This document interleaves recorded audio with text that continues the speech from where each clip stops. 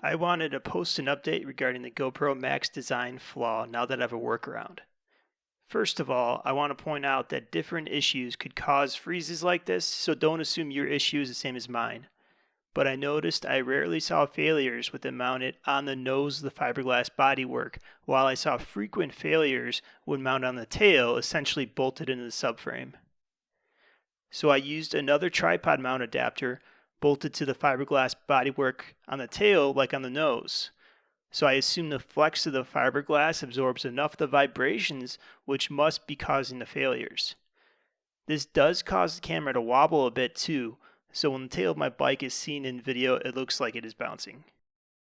I tried adding rubber between the subframe and my bracket, but it wasn't cutting it. But with a tripod mount bolted to fiberglass for each Max, I've used them for 6 track days with 0 failures. So I have my workaround, no thanks to GoPro. Very disappointing that an action camera can fail from vibrations, and that GoPro will not even acknowledge it. I suspect lots of people are experiencing this issue, and GoPro support would only waste your time and money. I'm not sure if other newer GoPros have this issue, but I won't purchase anymore.